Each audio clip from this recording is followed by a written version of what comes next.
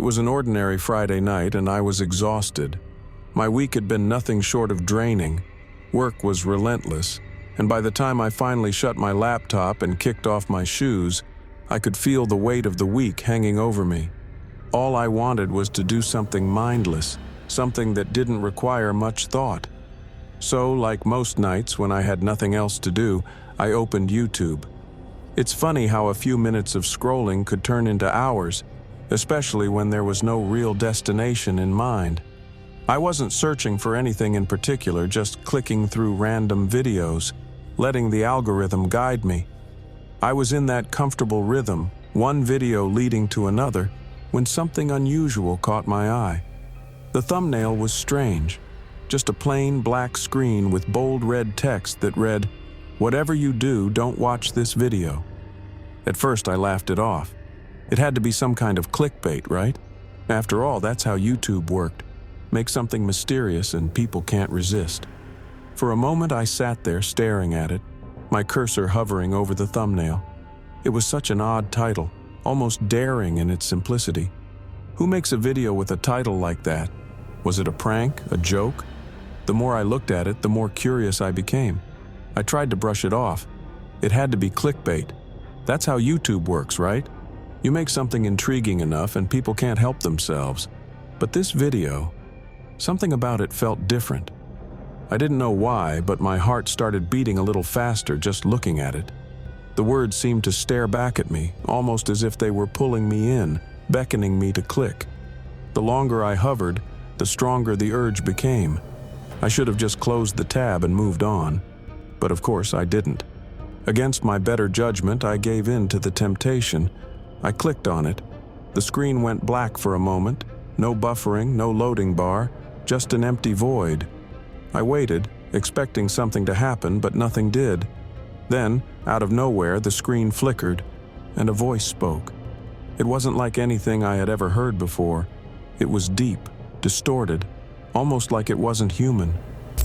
"You've made a mistake," it said, the words dripping with menace. "Now, you can't turn back." I froze in my seat, my fingers gripping the sides of my chair. I tried to pause the video, but the mouse wouldn't respond. The cursor wasn't moving and panic started to settle in. My heart began to race as I frantically clicked on the pause button. Nothing. The video kept playing, but there were no images, just the black screen and that voice. "You will be marked now," the voice continued, its tone unwavering. "The moment you watched this, you became part of something bigger." My stomach churned. Something wasn't right. I yanked my hand away from the mouse and slammed the laptop shut. The room fell silent, but my mind was far from calm. It was just a video, right? A prank? Some kind of viral marketing stunt? I tried to laugh it off, but the unease wouldn't leave me. I could feel my pulse in my throat, my skin cold with sweat. As I sat there in the quiet of my living room, I realized I didn't feel alone. I stood up, my legs shaky, and went to the kitchen to grab some water. I needed to calm down. My hands were trembling as I reached for a glass. I told myself it was nothing, that I was overreacting, that it was all just a stupid video meant to scare people. But even as I drank the water, the unease lingered. It clung to me like a shadow, making it impossible to relax. That night I tried to sleep, but every time I closed my eyes, the voice echoed in my mind. "You've made a mistake." I tossed and turned for hours, unable to shake the feeling that something had shifted, that by watching that video, I had opened a door I couldn't close. I finally fell asleep sometime after 3 a.m., though it was far from restful. I woke up the next morning feeling more tired than when I went to bed. My dreams had been strange, but I couldn't remember any details, only the sense that something was wrong. As I rubbed the sleep from my eyes, I reached for my phone to check the time. But instead of my usual lock screen, I was greeted by something that made my heart stop. It was the same black screen from the video. The words, "Whatever you do, don't watch this video," stared back at me, bold and unyielding. For a moment, I just sat there, too stunned to move. My phone had been nowhere near my laptop, and I hadn't opened the video on it. So how was it here? My mind raced, trying to come up with a logical explanation, but I came up empty. I blinked hard, hoping it was some kind of glitch, but when I opened my eyes, it was still there. My stomach twisted into knots. I could feel the blood drain from my face, my hands starting to shake. This was impossible. There was no way that video could have transferred to my phone. Without thinking, I threw my phone across the room. It hit the wall with a dull thud and landed on the floor, the screen facing down. My breath came in ragged gasps as I stared at it from across the room, afraid to pick it up, afraid to confirm what I had just seen. After a few moments, I forced myself to stand and walked over to the phone. My heart was pounding in my chest as I picked it up, half expecting the words to still be there, but the screen was cracked, and it had turned off in the fall. Relief washed over me, but it was short-lived. I couldn't shake the feeling that something was terribly wrong. I told myself it was all in my head, that I was just spooked by the video and my mind was playing tricks on me. But deep down, I knew that wasn't true. That day, I couldn't focus on anything. I kept checking my phone, half expecting it to light up with those same haunting words. But nothing happened. The rest of the day passed in a blur, and when night fell, the dread returned. I dreaded going to bed, knowing that sleep wouldn't bring me peace. That night, the nightmares began in earnest. I was standing in the middle of a dark forest, the trees towering over me like silent sentinels. The air was thick and heavy, the kind that makes it hard to breathe. And then I heard it, the voice from the video. It was faint at first, a whisper carried on the wind, but it grew louder with each passing second. You watched it, didn't you? It said, the words wrapping around me like a noose. I tried to run, but my legs wouldn't move. I was frozen in place, trapped by some invisible force. Then, out of the corner of my eye, I saw movement. Shadows darted between the trees, watching me, waiting for something. My heart pounded in my chest as the darkness closed in around me, and then, from the shadows, a figure emerged. It was tall, impossibly tall, its body cloaked in darkness. But the most terrifying part? It had no face, just a smooth black void where its features should have been. And it was coming toward me. I jolted awake, my body drenched in sweat. My heart was racing and I could barely catch my breath. The room was dark, and for a moment I wasn't sure if I was still in the nightmare or if I had truly woken up. My pulse thundered in my ears, and it took me several seconds to realize I was safe, in my bed, in my apartment. But the fear lingered. I couldn't shake the image of that faceless figure, the way it had slowly advanced toward me in the dream. It felt too real, like it wasn't just a product of my imagination, but something darker. Something that had followed me out of the video and into my subconscious. I tried to calm myself, telling myself it was just a dream, that there was no faceless figure, no voice haunting me. But no matter how hard I tried to convince myself, I couldn't shake the feeling that something was watching me. The room felt colder than usual, and I found myself glancing at the shadows in the corners, half expecting to see the figure lurking there, waiting for me to fall back asleep. I grabbed my phone off the nightstand, needing some distraction, something to take my mind off the nightmare. As I unlocked my phone, I noticed an email notification. My stomach twisted as I opened it, the sender's name unfamiliar, a string of random letters and numbers. My hands trembled as I clicked on the email, my heart pounding in my chest. The message was short, just one line. "Don't watch it again." A cold shiver ran down my spine. I immediately deleted the email, trying to push it out of my mind. But it wasn't that simple. The fear had already taken root and I couldn't escape it. That day I decided to tell my friend Jake about everything. Jake and I had been friends for years, and he was the type of person who always had a rational explanation for everything. If anyone could help me make sense of what was happening, it was him. We met up for coffee and I told him about the video, the nightmares, and the strange email I had received. Jake listened, his expression growing more concerned with each passing minute. "Dude, this sounds messed up," he said, leaning back in his chair. "But I think you're just letting it get to you. You probably stumbled on some weird internet rabbit hole. People do stuff like that all the time to freak others out. It's just a prank." His words were meant to reassure me, but they didn't. The dread still gnawed at my insides, and I couldn't shake the feeling that there was more to it than just a prank. Maybe, I muttered, staring down at my coffee. But deep down, I knew it wasn't just a prank. Whatever was happening to me was real, and it wasn't over yet. The nightmare, the email, it was just the beginning. The days following the video were filled with an overwhelming sense of dread that I couldn't shake. It was like a dark cloud hovering above me, slowly closing in, suffocating me in its grip. I stopped going out as much, afraid that something was waiting for me beyond the safety of my apartment walls. Even walking past my laptop gave me an eerie chill, a reminder of the video that had consumed my thoughts. It wasn't long before I started noticing small, unsettling details around my home. At first, I brushed them off as the result of a tired mind, a consequence of my growing paranoia. My lights flickered randomly, the sound of my phone buzzing when there were no new notifications, and most disturbingly, I began hearing faint whispers late at night, like someone was standing just outside my window. Each time I'd get up to check, there was nothing there. Then came the emails. They started a few days after the nightmares began, and the sender was always the same, some random combination of letters and numbers that didn't make any sense.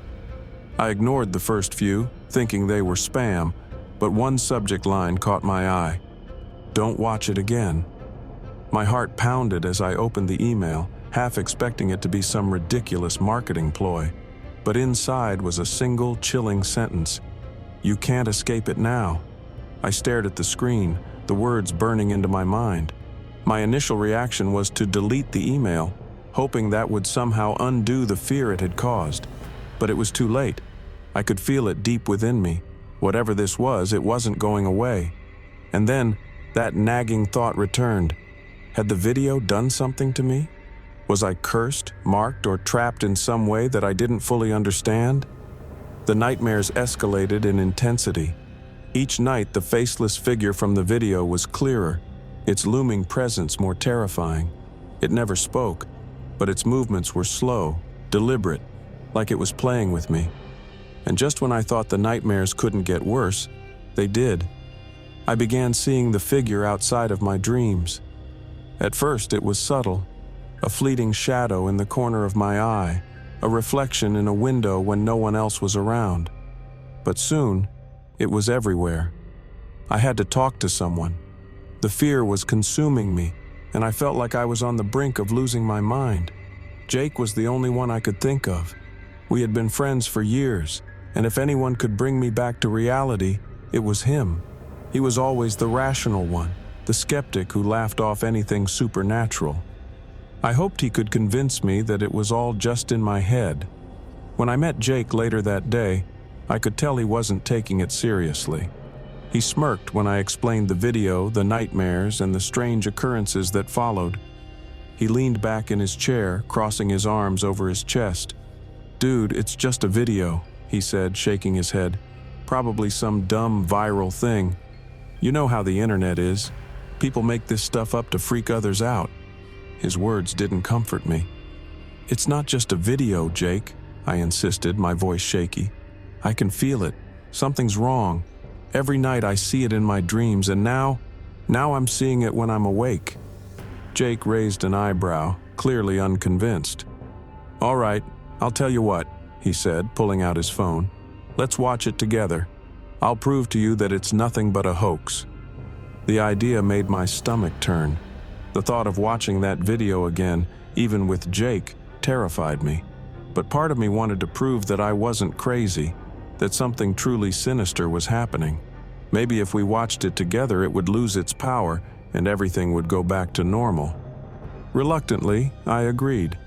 We sat down in Jake's living room, my laptop open on the coffee table. My hand trembled as I navigated back to the video. The thumbnail was the same, black screen with the ominous red text, "Whatever you do, don't watch this video." I hesitated for a moment, my finger hovering over the play button. Jake sighed, clearly growing impatient. "Come on, man. Let's get this over with." I took a deep breath and clicked play. The moment I pressed play, that same chilling sense of dread washed over me. The screen was black, just like before, with no sound, no images, only darkness. I watched Jake's face as he stared at the screen, his expression neutral at first. He seemed unimpressed, even bored. "This is it?" he scoffed, raising an eyebrow. "There's nothing here." But just as the words left his mouth, the voice returned. You shouldn't have come back. It whispered, distorted and inhuman. The tone was deeper, more malevolent than I remembered, sending chills down my spine. I glanced at Jake, waiting for him to laugh it off, but instead his eyes went wide, his face draining of color. "Jake?" I whispered, panic rising in my chest. He didn't respond.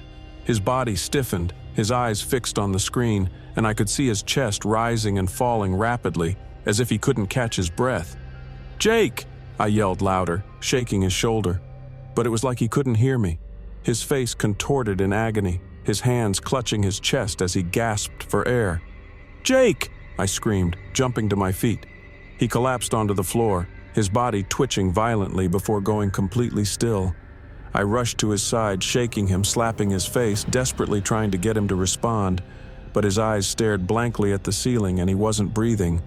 I fumbled for my phone, my hands trembling so badly I could barely dial 911. The seconds felt like hours as I waited for the paramedics to arrive, my heart pounding so loudly that it drowned out every other sound. When they finally burst through the door, I was sobbing uncontrollably, pleading with them to save him, but it was too late. Jake was gone. Jake's death was a blur of flashing lights, sirens, and questions I couldn't answer. The paramedics had done everything they could, but there was no bringing him back. His lifeless body was taken away, leaving me sitting on the floor in shock, unable to comprehend what had just happened. The police arrived shortly after, and the interrogation began. They asked me everything: what had happened before Jake collapsed, what we had been doing, what I had seen. I told them about the video, about the nightmares, about the strange things that had been happening ever since I watched it. But the moment I mentioned the video, their expressions changed. "Mr. Roberts, are you trying to tell us that a YouTube video suddenly killed your friend?" one of the detectives asked, his tone dripping with disbelief. I didn't know what to say.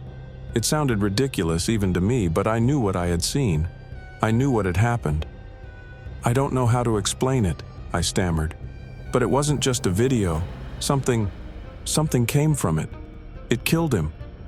The detective exchanged a glance with his partner, and I could see the skepticism in their eyes.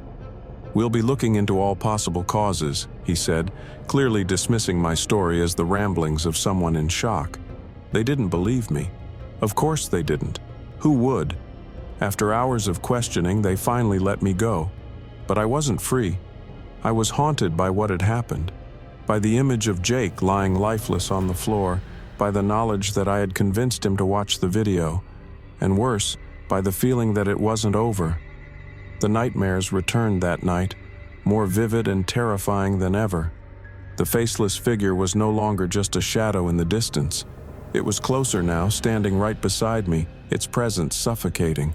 I could feel its cold breath on my neck, hear the distorted whispers in my ear. "You're next," it said over and over until I woke up drenched in sweat, my heart pounding in my chest. But even when I was awake, I couldn't escape it. The figure was always there, lurking in the corners of my vision, waiting for the moment when it would finally claim me. I tried to move on. I tried to convince myself that Jake's death was some kind of freak accident, that maybe he had an undiagnosed medical condition, and that the video had nothing to do with it. But deep down, I knew that wasn't the truth. I could feel it, like a shadow looming over me, growing darker and more oppressive with each passing day. Then, one night, something happened that shattered what little sense of normalcy I had left. It was late, around 3 a.m., when my phone buzzed on the nightstand. I groggily reached for it, thinking it was a spam message or an email. But when I saw the sender, my heart stopped. The days after Jake's death felt like an endless blur, an overwhelming mix of confusion, guilt, and a growing fear that something darker was lurking just beyond my reach. I couldn't sleep. Every time I closed my eyes, I saw that figure in my dreams, faceless and cloaked in shadow, coming closer. The air in my apartment felt thick, suffocating, as if I were being watched, judged, and condemned by an unseen force. I kept thinking about Jake. He had been the kind of person who would rationalize everything, brush off any idea of the supernatural as nonsense, yet he was the one who paid the ultimate price. Was it because of me? I couldn't stop replaying the events in my mind. The moment we clicked on the video together, the sudden way he collapsed, the panic I felt as he lay motionless on the floor. None of it made sense. How could a video, a simple YouTube video, cause someone to die? The more I thought about it, the more my mind spiraled into a dark, inescapable pit. And the nightmares, they only fueled my paranoia. Every night they were worse. The faceless figure would stand at the edge of my vision, just out of reach, whispering words I couldn't fully understand, but whose meaning I could feel deep in my bones. And then, just when I thought things couldn't get worse, I received a message that shook me to my core. It was 3 a.m., the hour where everything feels eerier, more unsettling. I had been lying in bed, staring at the ceiling, trying and failing to push the thoughts of the video out of my mind. My phone buzzed on the nightstand next to me, the sudden noise startling me in the dead quiet of the night. I hesitated before picking it up, half expecting it to be another random notification, maybe an email or spam message. But when I glanced at the screen, my blood ran cold. The message was from Jake. My heart pounded so hard I could feel it in my throat. My fingers trembled as I swiped to open the message. It was short, just 2 words: "Help me." I dropped the phone as though it had burned me, staring at it in disbelief. Jake was dead. He had been gone for days, and there was no way, no logical way, that he could be sending me a message. But there it was, on my phone, clear as day. I tried to calm myself, to rationalize it. Maybe it was a sick prank, someone hacking his account, using his name to mess with me. But deep down, I knew that wasn't it. I hesitated for what felt like an eternity before finally picking up the phone again. I stared at the screen, hoping the message had disappeared, that it had been some kind of weird, sleep-deprived hallucination. But it was still there, the words staring back at me, as if Jake himself was reaching out from beyond the grave. My mind raced with questions. Was it really him? Was he trying to warn me? Or was this the same entity, the same dark force from the video, playing games with me, tormenting me? I didn't sleep that night. I couldn't. I just sat there staring at my phone, waiting for another message that never came. The next morning, I tried to rationalize everything that had happened. I told myself it was just a hacker, someone trying to mess with me by using Jake's phone or account. But the unease in my gut wouldn't go away. I couldn't shake the feeling that something much more sinister was going on. And then, the strangest thing happened. I started noticing things, little things, that made me question my reality even more.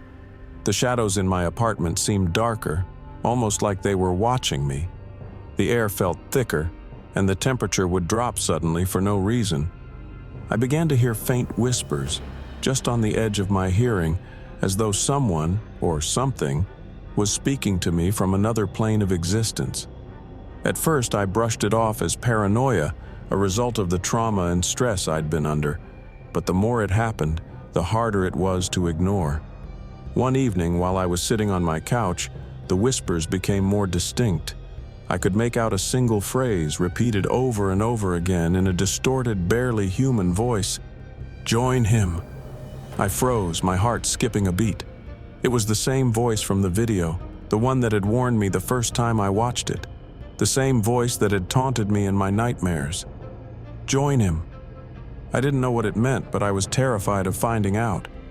Things escalated quickly after that. I started seeing the faceless figure outside of my dreams. When I was awake, in the corner of my eye, lingering in the shadows of my apartment. Every time I turned to look, it would vanish, but I knew it was there, watching, waiting. It was like I was being stalked by something I couldn't see, something that existed just beyond the veil of reality, creeping closer with each passing day. My life began to unravel. I couldn't focus at work, couldn't hold a conversation with my friends without spacing out, consumed by the overwhelming fear that had taken over my mind. I tried talking to people about it, but no one believed me. They thought I was losing it, that I was still in shock over Jake's death. But I knew the truth. This wasn't just grief or trauma. This was something much worse. I couldn't tell what was real anymore. The lines between my dreams and reality blurred to the point where I didn't know if I was awake or still trapped in the nightmares. Every night the figure came closer, its faceless head tilting as if mocking me, waiting for the moment when it would finally claim me. And that voice, join him. I didn't know how much longer I could take it. My mind was unraveling, slipping through my fingers like sand. I felt like I was on the edge of something terrible, something that I couldn't escape. And then, the final message came. It was a week after Jake's death, and by then, I had stopped trying to sleep altogether. I spent my nights sitting in front of my laptop searching for answers, desperate to find some way to stop whatever was happening to me. But no matter how many forums I scoured, how many conspiracy threads I dove into, I found nothing but dead ends. No one knew how to stop it. Then, late one night as I sat in the dim glow of my laptop screen, my inbox pinged. I glanced at it, my heart sinking as I saw the sender. It was the same unknown string of random letters and numbers, the same sender that had emailed me before. With shaking hands, I opened the message. "Whatever you do, don't watch it again." I stared at the words, my blood running cold. It was the same warning, the same message I had ignored the first time. But now, I knew it was too late. I had already watched it. I had already been marked, and there was no turning back. I don't know how much longer I have. The figure is getting closer. The whispers are louder, more insistent, and I can feel its presence like a weight on my chest. I know it's only a matter of time before it claims me, just like it claimed Jake. If you're reading this, I beg you, whatever you do, don't watch the video. Don't make the same mistake I did. It's not just a video. It's something much darker, much more dangerous than you can imagine. And once you watch it, there's no escape. I'm writing this now as a warning, a final plea before it's too late. I can hear the whispers, feel the cold touch of the shadows creeping closer. I don't know if anyone will find this, if anyone will believe me. But if you do, if you find yourself tempted to search for that cursed video, to watch it for yourself, just remember one thing. Whatever you do, don't watch it. After that last message, I couldn't take it anymore. My body felt like it had been pushed beyond its limits, physically and mentally. I hadn't slept in days, barely ate, and every moment was consumed by the terrifying presence that now haunted me. It was like living in a waking nightmare. The faceless figure had started appearing more frequently, closer each time. Sometimes I could almost see it out of the corner of my eye, standing in the darkest part of the room, waiting. I had no one to turn to, no one who could possibly understand the horror I was going through. Jake was gone, and even though I had tried to warn my other friends, they either didn't believe me or dismissed it as paranoia. But deep down, I knew something was coming for me. The only question left was when it would strike. That night, as I sat on my couch in the dimly lit apartment, I couldn't shake the feeling that the end was near. I stared at my laptop, the glow from the screen casting eerie shadows across the room. I had gone through countless articles, forums, and videos trying to find answers, anything that could help me stop what was happening. But all I found were more dead ends. No one knew how to escape once the video had been watched. Then, in a moment of desperation, I did something reckless, something I had sworn I wouldn't do again. I opened the video. My hands trembled as I clicked the link. The screen went black for a moment, then flickered to life. The familiar static and distorted sounds began to play, and I immediately felt a wave of dread wash over me. The video was just as I remembered, dark, twisted, and unnatural. But this time something was different. This time I could feel its power, like the very air around me had shifted. The faceless figure appeared on the screen, standing in the distance just as it had before. But now, it felt like it was staring directly at me, even without eyes. My heart pounded in my chest, and every instinct in my body screamed at me to close the laptop, to stop the video before it was too late. But I couldn't move. It was as though the video had some kind of hold over me, compelling me to watch. The screen flickered and suddenly the figure was closer, much closer. I gasped, my body frozen in fear as the whispers began again, louder and more distinct than ever before. "Join him." The voice was different this time too. It wasn't just a distorted, disembodied whisper. It felt personal, like someone, or something, was speaking directly into my ear. My breath hitched as the figure moved even closer on the screen, its featureless face inches away from me. The darkness surrounding it seemed to pulse, almost as if it were alive, writhing and reaching out toward me. The video played on, but I couldn't tear my eyes away. My mind screamed at me to stop, to shut the laptop and run, but my body refused to listen. The figure reached out from the screen, its shadowy hand extending toward me. I could feel the cold radiating from it, even though I knew it wasn't real. Or was it? My heart pounded as panic surged through me, but no matter how hard I tried, I couldn't break free from the video's grip. And then, the voice spoke again, clearer than ever. "It's time." Suddenly, the screen went black. For a brief, terrifying moment, the room was plunged into total darkness, and I was left alone with nothing but the sound of my own ragged breathing. My heart raced in my chest, every muscle in my body tensed, waiting for whatever was coming next. I was certain the figure was right behind me, reaching out to claim me just like it had Jake. Then the screen flickered back to life, but this time it wasn't the video. It was me. My own face stared back at me from the screen, wide-eyed and pale, as though I had been recorded without my knowledge. I froze, my blood turning to ice as I realized what I was seeing. The video was now showing my apartment, my exact surroundings, right down to the flickering lamp in the corner of the room. And there, standing behind me in the reflection, was the faceless figure. I gasped and spun around, but the room was empty. There was nothing there. I whipped back toward the screen only to see the figure moving closer to my reflection, its featureless head tilting slightly as if to mock me. In that moment I knew. The video wasn't just a cursed file or some paranormal phenomenon. It was a window, a gateway, allowing whatever was on the other side to reach into my world. And now, it had me, just like it had Jake. The whispers grew louder, more insistent, filling the room with their dark, haunting chorus. "Join him, join him, join him!" I couldn't take it anymore. I slammed the laptop shut, my hands shaking uncontrollably, but the damage was done. I could still hear the whispers, even with the laptop closed. The room felt colder, darker, as though the very air was pressing in on me. That's when I saw it. The figure, standing in the corner of the room, not on the screen, in real life.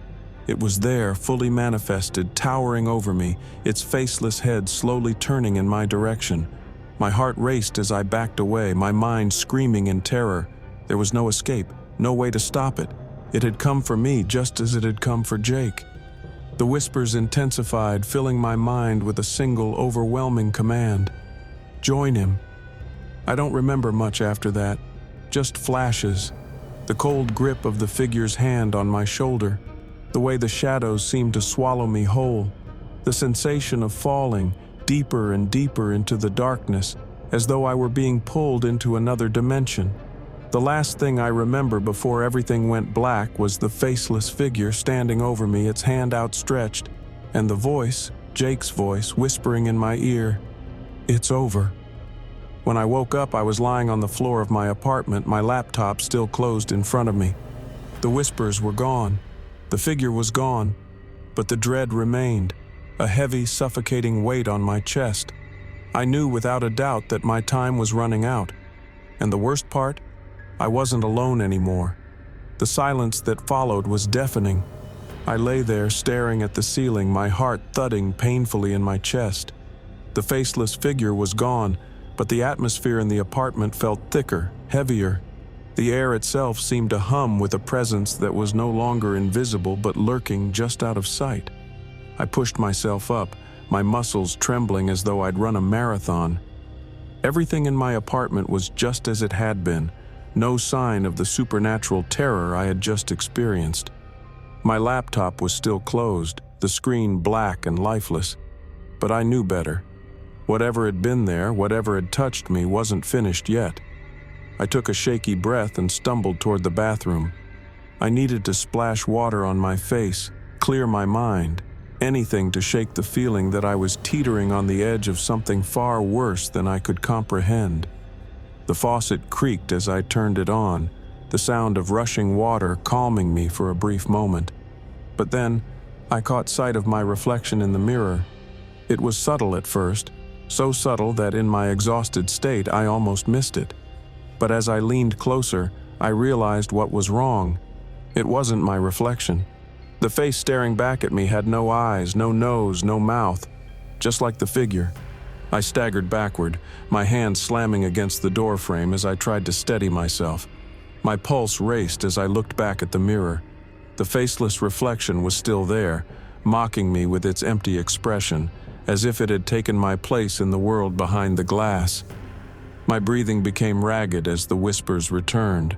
They were faint at first, like a distant echo, but they grew louder with each passing second. The voice, now familiar, filled the room again. "Join him." I shook my head, backing away from the mirror as the whispers continued, more insistent this time. My hands covered my ears, but it didn't matter. The voice was inside my head, relentless, repeating the same phrase over and over again. "Join him, join him, join him." I couldn't take it anymore. Panic surged through me as I bolted from the bathroom, racing toward the door. I had to get out. I had to escape whatever nightmare this had become. My hands fumbled with the lock, but just as I pulled the door open, the world around me shifted. The hallway outside wasn't the hallway of my apartment building. It was dark, darker than anything I had ever seen. The air was thick, like breathing through a wet cloth, and the whispers followed me, louder now. "Join him." I stepped back, slamming the door shut. But when I turned around, the faceless figure was there, standing in the middle of my living room, its hand outstretched. "No!" I screamed, my back pressed against the door. "Stay away!" But the figure moved closer, its featureless face tilting slightly as though considering my words. Its presence was suffocating, its dark form towering over me, blocking out the dim light of the room. I was trapped. There was nowhere to go, nowhere to run. The whispers filled the air, louder and louder until they were deafening. "Join him." I closed my eyes, my heart pounding so hard it felt like it would burst from my chest. The darkness pressed in around me, thick and oppressive, and the cold grip of the figure's hand touched my arm. I gasped, but before I could scream, everything went silent. When I opened my eyes again, I wasn't in my apartment. I was standing in a vast, empty space, a void of blackness that seemed to stretch on forever. The ground beneath my feet was cold and solid, but there was no horizon, no sky, no sense of up or down, just endless darkness. And in the distance, I saw him. Jake. He stood alone, his back to me, his head bowed slightly as though he were waiting for something. I called out to him, but my voice didn't carry. It was swallowed by the void, disappearing into the emptiness. I took a step forward, then another, but with each step, the darkness seemed to close in around me. I could feel it pressing against my skin, as though the shadows themselves were alive, reaching for me, trying to pull me under. And then as I got closer, Jake turned around. His face was blank, just like the figures. I stumbled back, my breath catching in my throat as I realized the truth. Jake hadn't escaped. He hadn't been taken. He had become one of them. The whispers returned, louder now, filling the void with their relentless chant. "Join him, join him, join him." Jake reached out his hand just like the figure had. His blank face tilted toward me, his body shrouded in shadow. I could feel the pull, the overwhelming urge to take his hand, to give in to whatever this was, to join him in the darkness. But something inside me refused. I shook my head, backing away as the whispers grew louder, more insistent. My heart raced as I turned and ran, my feet pounding against the cold ground as I tried to escape the endless void. The darkness pressed in around me, the whispers chasing me, calling me back. Join him. But I didn't stop. I ran and ran, the void stretching endlessly before me, and just when I thought I couldn't run anymore, when my legs felt like they would give out, the darkness began to fade. Light. There was light up ahead, faint but growing stronger with each step. I pushed forward, desperate, my breath coming in ragged gasps as I reached for the light. And then, I woke up. I was lying on my couch, drenched in sweat, my heart pounding in my chest. The apartment was silent, the only sound the distant hum of traffic outside. The laptop was still closed, the room bathed in the soft glow of the lamp. Had it all been a dream? I sat up, my body aching as though I had been running for hours. The air felt lighter, the oppressive presence that had haunted me gone. But as I looked around, something caught my eye. In the corner of the room where the figure had once stood was a single small item, a faceless mask. I stared at it, my pulse quickening as the faintest whisper echoed in my mind. It's not over. And deep down, I knew it never would be.